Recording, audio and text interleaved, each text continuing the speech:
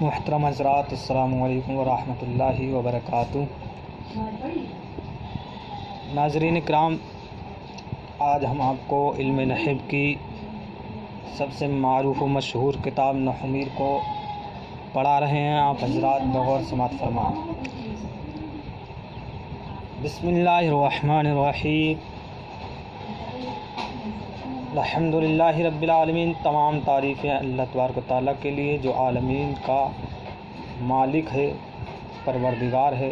والعاقبۃ للمتقین، اور بہتر انجام متقیوں کے لیے ہے، پرہیزگاروں کے لیے ہے۔ والصلاۃ والسلام علی خیر خلقہ محمد وآلہ اجمعین، اور صلاۃ والسلام نازل ہو اللہ تبارک و تعالیٰ کی مخلوق میں سب سے بہتر محمد صلی اللہ تعالی وسلم پر اور ان کے تمام آل اولاد پر۔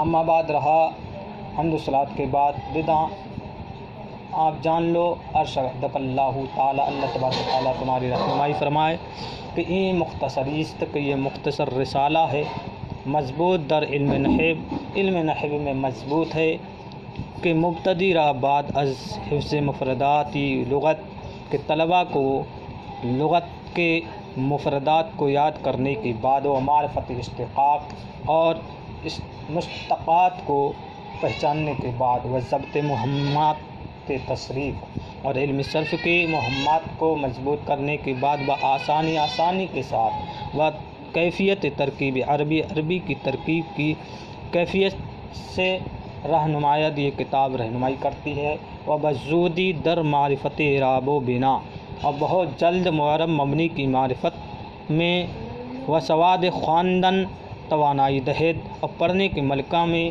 یہ کتاب مضبوطی اور قوت دیتی ہے، بتوفیق اللہ تعالی و عونہ، اللہ تبارک و تعالیٰ کی توفیق اور اس کی مدد سے۔ فصل بدعاں کے تم جان لو لفظ مستعمل در سخن عرب بر دو قسم است۔ تم جان لو لفظ مستعمل عرب کی زبان میں دو قسم پر ہے، مفرد دو مرکب، مفرد اور مرکب۔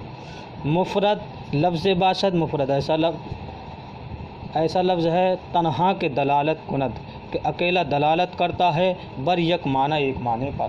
وہ آرا کلمہ گویند، اور اس کو کلمہ کہتے ہیں۔ وہ کلمہ بر سے قسمست، اور کلمہ تین قسم پر ہے۔ اسم چون رجلن، اسم جیسے رجلن، و فعل چون ضربہ، اور فعل جیسے ضربہ، و حرف چون حل، اور حرف جیسے حل، چنانکہ در تصریف معلوم شداست، جیسا کہ علم صرف میں آپ کو معلوم ہو گیا ہے۔ اما مرکب لفظ باشد، رہا مرکب تو ایسا لفظ ہے کہ از دو کلمہ یا بیشتر حاصل شدہ باشد۔ مرکب ایسا لفظ ہے کہ دو کلموں سے یا دو کلموں سے زیادہ سے مل کر حاصل ہے۔ وہ مرکب بر دو گونا است، اور مرکب کی دو قسمیں ہیں، مفید و غیر مفید، مفید اور غیر مفید۔ مفید آست، مفید وہ ہے کہ چون قائل بر آن سکوت کند، مفید وہ ہے جب کہنے والا اس پر سکوت کرے، سامع را خبر یا طلب معلوم شود، اور سننے والے کو کوئی خبر یا کوئی طلب معلوم شود، معلوم ہو جائے۔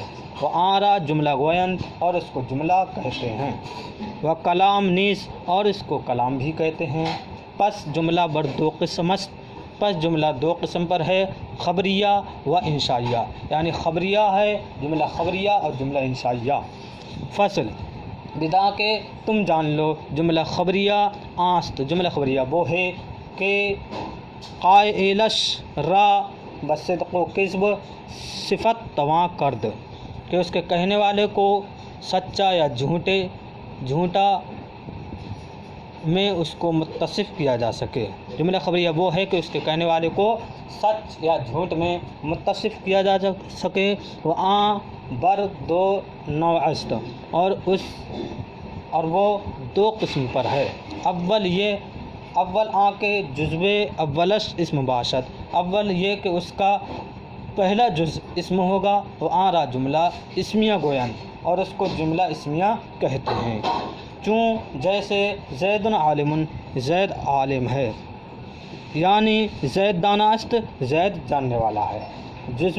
جزو اولش مسند الیست اور اس کا پہلا جزو مسند الیہ ہے. وہ آرا مبتدا گویند اور اس کو مبتدا کہتے ہیں. اور جزو دوم مسند است اور اس کا دوسرا جزو مسند ہے. وہ آرا خبر گویند اور اس کو خبر کہتے ہیں. دوم جزو اولش فعل باشد، دوسرا یہ کہ اس کا پہلا جزو فعل ہوگا. دوسرا جملے کی دوسری قسم جملہ فعلیہ ہے. جملہ خبریہ کی دوسری قسم جملہ فعلیہ، یعنی اس کا پہلا جز فعل ہوگا. وہ آرا جملہ فعلیہ گویند اور اس کو جملہ کہتے ہیں. چون جیسے ضربہ زید، زید نے مارا، بزد زید یعنی زید نے مارا.